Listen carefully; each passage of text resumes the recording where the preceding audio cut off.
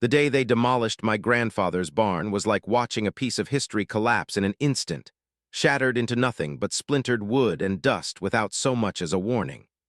It had stood on our family's land for over 80 years, a weathered but proud testament to my grandfather, Jack Sullivan, who built it with his own hands after returning from the war, a man who'd faced hell and carved out a life from nothing.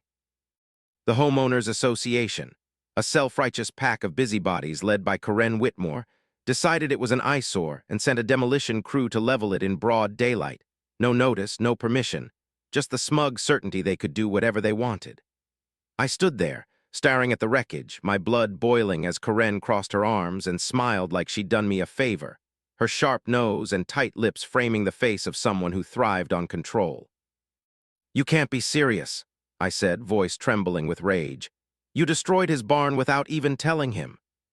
Karen's smile widened as she explained it violated HOA guidelines, her tone smooth and patronizing, claiming they were authorized to remove unsightly structures for the community's betterment, like that justified erasing decades of my family's legacy. "That barn, been here since before you were born, before your precious HOA existed." I shot back, fists clenched, barely holding myself together, but she just shrugged. "Well, it's gone now," and turned to the crew, clapping her hands, ordering them to clear the debris by day's end. My vision blurred with fury. This wasn't just about a barn. It was about respect, about the arrogance of people who thought they could trample over the little guy with their clipboards and petty rules. My grandfather wasn't just any old man. He'd fought for this country, bled for it, and that barn held memories, history, everything he'd worked for, things the HOA couldn't begin to understand.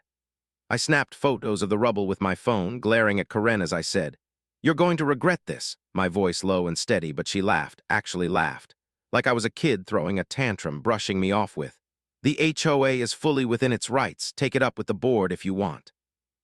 I turned away before I lost it completely, hands shaking as I stormed to my truck, knowing there was only one person I needed to talk to now, Grandpa.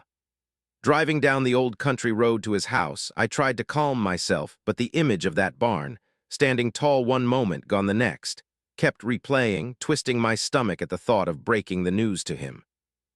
I pulled into his driveway, and there he was, sitting on the porch with a steaming cup of coffee, his sharp blue eyes narrowing as he saw my truck. He set the cup down slow, deliberate, a man who didn't rattle easily. I stepped out, struggling to find the words. "Grandpa, they tore it down," I said, voice thick.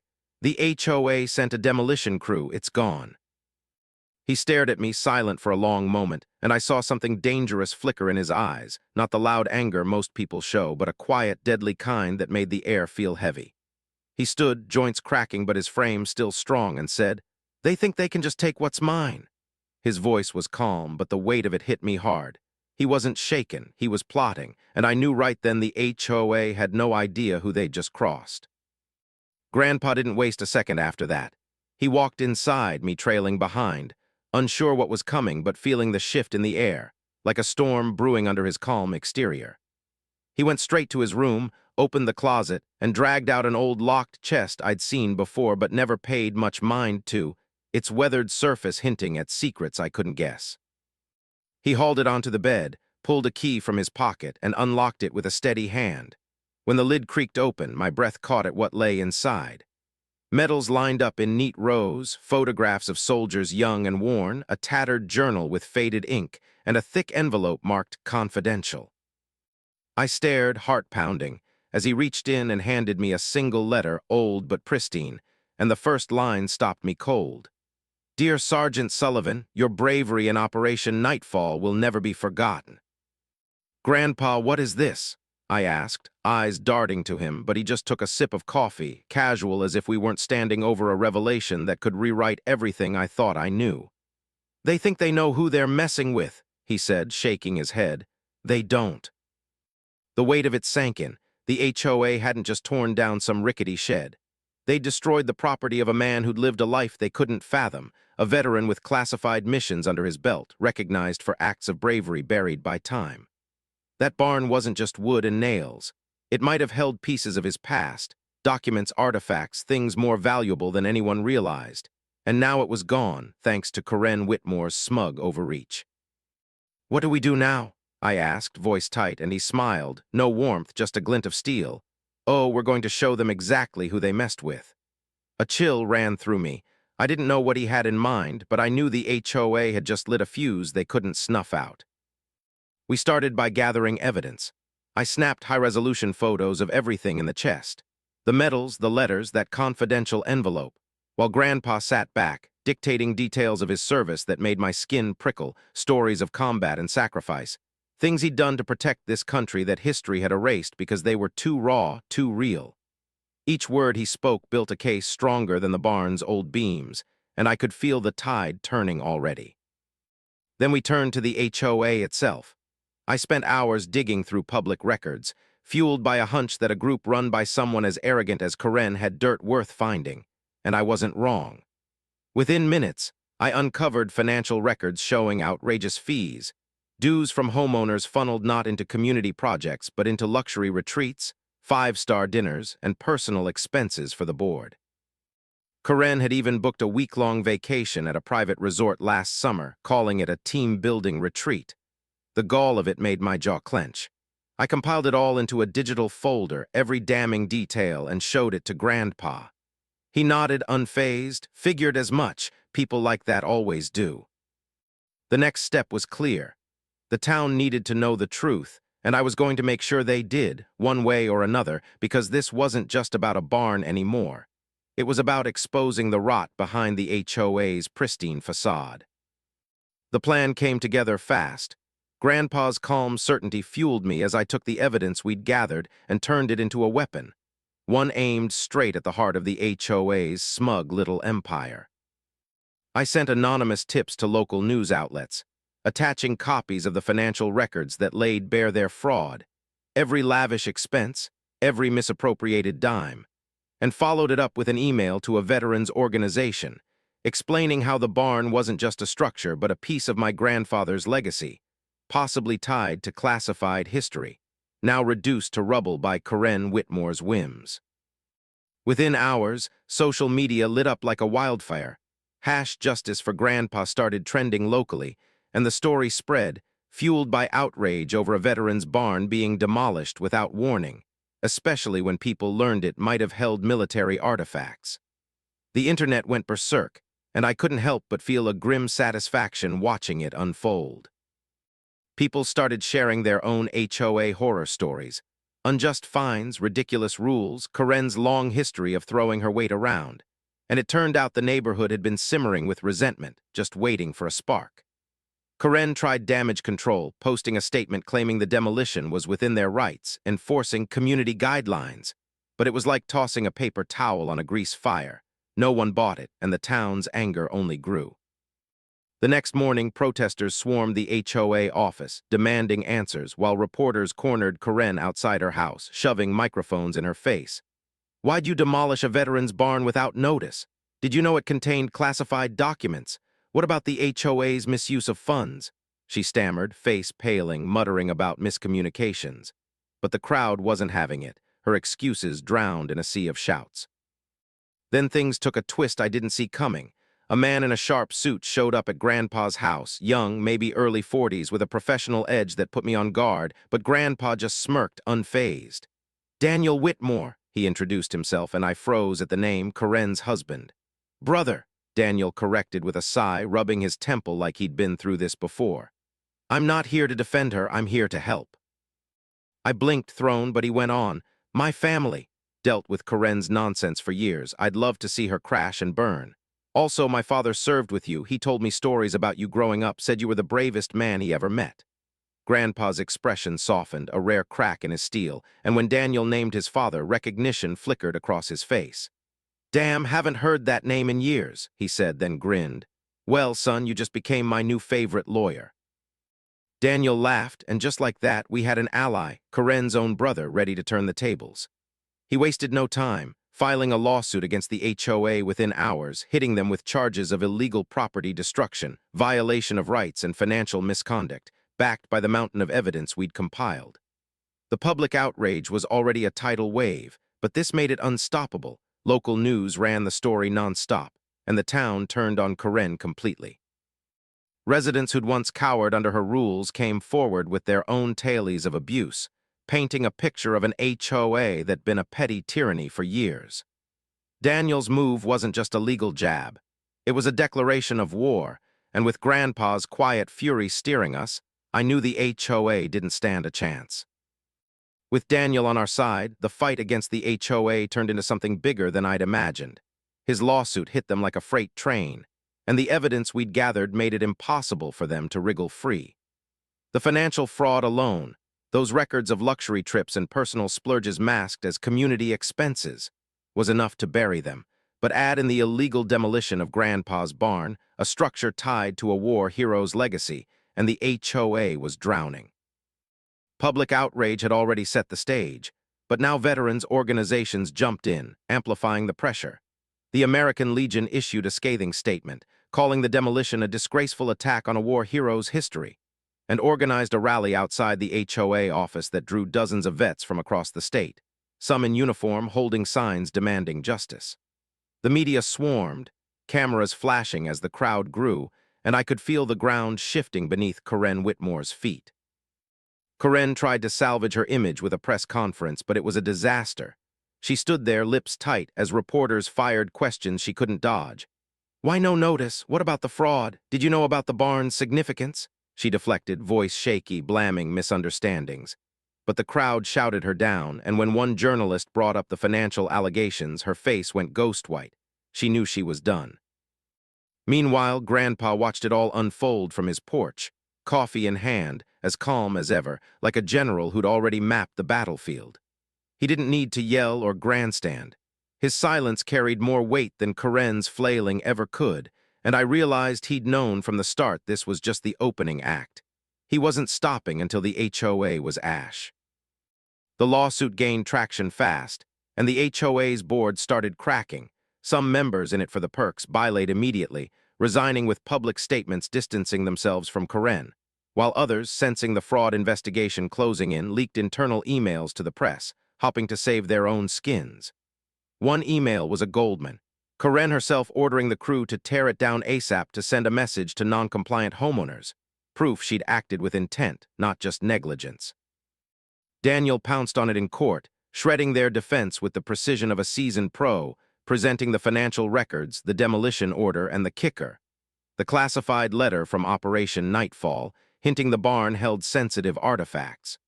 The judge's face hardened as the case unfolded, and I could see the HOA's lawyers squirming. There was no coming back from this. When the ruling came, it was swift and brutal. Victory for Grandpa, damages awarded for the barn's destruction, Karen personally fined and stripped of her position. The HOA itself voted out by furious residents who'd had enough. The organization that terrorized the neighborhood was dead, but Grandpa wasn't done. He took the settlement money and bought the land where the HOA office once stood, not for himself, but for something better. 2 months later, the town gathered on that cleared plot as a new barn rose, twice the size of the old one, unveiled with a stone plaque reading, "In honor of all who serve," a tribute to veterans, history, and resilience. Grandpa stood before the crowd, coffee cup raised, smirking. "They thought they could erase my past. Instead, they made me a legend." The applause was deafening, and I knew then the HOA hadn't just lost. They'd handed him a legacy bigger than they could have ever imagined. The unveiling of the new barn wasn't just a win.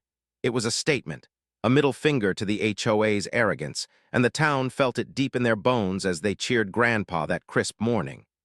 The structure loomed larger than the original, its fresh timber gleaming under the sun, but it was more than a replacement. It was a community center now, a place for veterans to gather, for history to be preserved, for people to come together without the shadow of petty tyrants looming over them. That stone plaque, "In honor of all who serve," wasn't just words. It was a promise etched in rock that what the HOA tried to erase would stand taller than ever. Grandpa's smirk as he raised his coffee cup said it all. He turned their attack into his triumph, and the crowd's roars echoed that truth, whistling and clapping not just for him, but for what they'd all reclaimed together. Karen Whitmore was gone by then. Disgraced, humiliated, she'd slunk out of town with no forwarding address, and no one cared enough to ask where she'd landed. The neighborhood breathed easier without her, like a weight had lifted, and you could see it in the yards. Strictly policed lawns sprouted wildflower beds, quirky decorations, even a giant inflatable dinosaur one neighbor put up just because he could, and Grandpa chuckled every time he drove by it. The HOA's collapse didn't just free us from Karen. It unshackled the whole community, letting people live on their own terms again, and that felt sweeter than any courtroom win.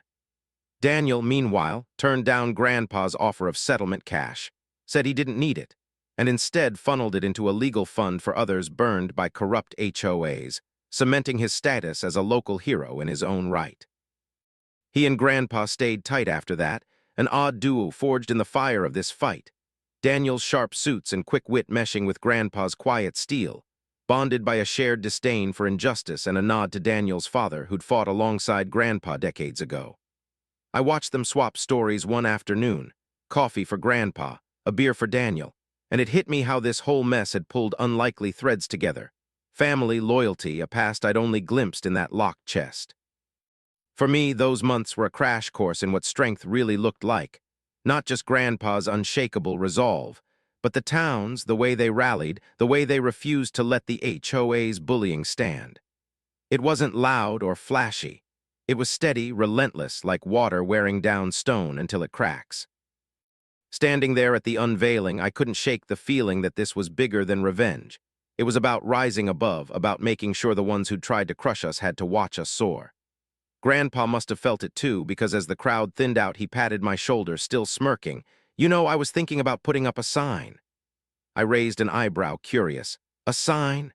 He nodded, eyes glinting. "Yeah, something simple, just a big wooden board out front." I grinned, already guessing where this was going. "What'd it say?" His smirk widened, sharp as a blade. "No HOA allowed." I laughed, shaking my head as the last of the townsfolk milled around us, the air light with victory. Because that's what this was, a battle won, a line drawn, and a promise that as long as Grandpa was around, no one would dare try that crap again. The new barn stood as a beacon, its purpose rippling through the town long after the unveiling, a quiet reminder that the HOA's reign was over, and something better had taken its place. Grandpa didn't just rebuild a structure, he'd built a legacy, and people felt it every time they walked through those doors, whether it was veterans swapping stories over coffee, kids running through historical exhibits, or neighbors planning events without some clipboard-wielding dictator breathing down their necks. The land where the HOA office once squatted was ours now, reclaimed with that settlement money, and Grandpa made sure every inch of it served the community. His way of flipping the script on Karen Whitmore's petty power trip. That "no HOA allowed" sign never went up, but it didn't need to. The barn itself said it louder than any wood and paint ever could. Life settled into a new rhythm after that. Without the HOA's shadow, the neighborhood felt alive again, like it had been holding its breath for years and finally exhaled. Lawns turned into canvases of personality. One guy built a makeshift gazebo, another let his grass grow wild with daisies, and that inflatable dinosaur became a local landmark, nodding in the breeze like a goofy guardian of our freedom. Grandpa loved it all, especially the chaos of it. He'd drive by slow, sipping his coffee, chuckling at the sheer defiance of order, a man who'd spent his life fighting for the right to live unshackled. Daniel kept popping by too, not just as a lawyer but as a friend, and I'd catch him and Grandpa on the porch, dissecting the case or reminiscing about Daniel's dad, their voices low and steady, weaving a bond I hadn't expected but somehow made perfect sense. For me, the whole ordeal was a wake-up call. I'd always known Grandpa was tough, but seeing him turn the HOA's attack into a rout showed me what real grit looked like, not just in him but in everyone who'd stood up. I'd spent hours poring over those financial records, snapping photos of medals and letters, watching a town ignite over a cause I'd helped spark. It changed me, sharpened my edges, made me realize justice isn't just about winning, it's about what you build after. The chest stayed open now, its contents no longer a mystery but a foundation. Those medals got displayed in the barn's exhibit, the journal sat on a shelf for anyone to read, and that confidential envelope, still unopened, went into a safe, a quiet nod to secrets Grandpa wasn't ready to spill, maybe never would be. One evening, as the sun dipped low, I found him out back of the barn, staring at the spot where the old one used to stand, coffee cup in hand, his silhouette framed against the fading light. "You ever miss it?" I asked, stepping up beside him, meaning the original barn with all its ghosts. He took a slow sip, eyes distant but clear. Nah, this one's better, got more fight in it. I nodded, feeling the weight of that, because he was right. This wasn't just a replacement. It was a victory carved out of rubble, a testament to what happens when you push a man like Jack Sullivan too far. The HOA thought they'd erased him, but they'd only lit the match, and now the whole town glowed with the fire they'd started, brighter and stronger than ever. The barn wasn't just a building anymore. It was a heartbeat, pulsing through the town with every gathering, every story swapped, every kid who ran through its doors asking about the medals on the wall or the old photos of soldiers grinning through grit. Grandpa had turned the HOA's mistake into a monument, and people couldn't get enough of it. Veterans found a second home there, spilling tales of wars passed over folding tables, while families brought potlucks, filling the air with laughter and the smell of casseroles, a far cry from the sterile control Karen Whitmore once enforced. The land, once a symbol of her petty tyranny, now buzzed with life, and Grandpa watched it all with that quiet smirk, coffee always in hand, like he'd known all along this was how it'd end, not with a whimper but with a roar. The town didn't just heal, it thrived, and every nail in that barn felt like a stake through the HOA's ghost. Karen's absence left a void no one bothered to fill. Rumors floated she'd moved to some gated community out of state, probably still clutching her clipboard. But here, her name faded fast, replaced by the barn's growing legend. The neighborhood kept blooming in her wake. Front yards became jungles of creativity, with birdhouses, wind chimes, and that inflatable dinosaur still bobbing proudly, a middle finger to uniformity Grandpa never tired of. Daniel stayed in the picture, too, his legal fund kicking into gear, helping others fight their own HOA battles. He'd swing by with updates, and I'd catch him and Grandpa plotting over coffee, their friendship a steady anchor in the aftermath. It was strange how a war hero and a lawyer tied by blood to the enemy found common ground, but they did, and it held firm.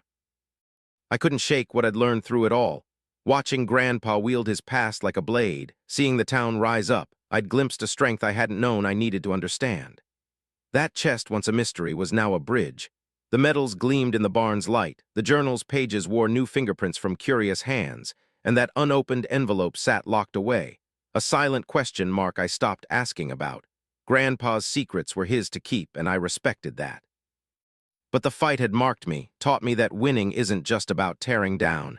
It's about what you raise up after, and we'd raised something unbreakable.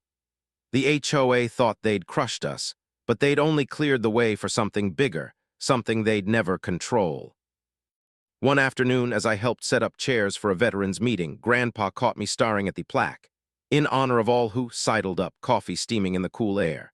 Think they'd try it again? I asked, half joking, meaning the HOA or anyone dumb enough to test him. He chuckled low and rough. They could, but they'd regret it same as last time. His eyes glinted, sharp as ever, and I grinned, knowing he meant it. Jack Sullivan didn't back down, didn't forget, and this town wouldn't either. The barn stood as proof. They'd tried to erase him, but he'd etched his name deeper, not in anger, but in resilience, and the community carried it forward, a living echo of a fight they'd never let die. The barn's shadow stretched long over the town by then, a quiet giant that held more than wood and nails. It cradled a spirit, a defiance that seeped into every corner of our lives, from the veterans who claimed it as their sanctuary to the kids who traced their fingers over the exhibit plaques, wide-eyed at history they could touch. Grandpa had turned the HOA's wreckage into a cornerstone, and the community didn't just rally around it. They made it theirs, filling it with voices, memories, and a grit that matched his own. Potlucks turned into weekly rituals, the air thick with stories and the clatter of plates, while outside the neighborhood pulsed with newfound freedom. Wild gardens, quirky sculptures, that inflatable dinosaur still grinning like a mascot of rebellion. Grandpa'd drive by it all, coffee in hand, his smirk saying he'd won more than a lawsuit. He'd won the soul of the place. Karen Whitmore was a ghost now, her name barely a whisper, lost to wherever she'd fled, and the HOA's collapse left a vacuum no one dared fill. Power like hers didn't grow back once the roots were yanked out. Daniel kept the fight alive beyond our borders, his legal fund a lifeline for others tangled in HOA messes, and he'd drop by with news, swapping war stories with Grandpa like they'd been comrades all along. Their bond, forged in this chaos, was a quiet marvel. Two men from opposite sides of a name, united by a cause and a past that tied them tighter than blood. I'd listen sometimes, leaning against the porch rail, marveling at how this mess had stitched us all together. A patchwork of loyalty and steel I hadn't seen coming but couldn't imagine losing. For me, it was a reckoning. Those months of digging through records, standing beside Grandpa as he faced down the HOA's arrogance, watching a town turn fury into action. It rewrote me. The chest's contents weren't just relics anymore. They were a map of what mattered. Medals on display, a journal shared, that sealed envelope a mystery I'd let lie, trusting Grandpa's silence. Victory wasn't the courtroom gavel or Karen's fall. It was this, the barn standing tall, the people who filled it, the way we'd turned ruin into something enduring. The HOA thought they'd break us, but they'd only sharpened our edges, and now they had to watch from wherever they'd scattered as we rose higher, stronger, a middle finger to their memory etched in every beam. One evening, as the sun sank gold and heavy, I found Grandpa out front, staring at the barn with that familiar glint coffee cup steaming against the dusk. "Worth it?" I asked, nodding at the building, meaning all of it, the fight, the fire, the fallout. He took a slow sip, eyes never leaving the structure, then grinned. "Hell yeah, they swung, we hit back harder." I laughed, feeling the truth of it settle in my bones. This wasn't just a win. It was a lesson, a line in the dirt no one cross again. The crowd had thinned, but the barn glowed, a testament to Jack Sullivan and a town that refused to bend. No HOA allowed didn't need a sign. It was carved in the air, the earth, the people. And as long as Grandpa breathed, it'd stay that way, a legacy they'd never erase.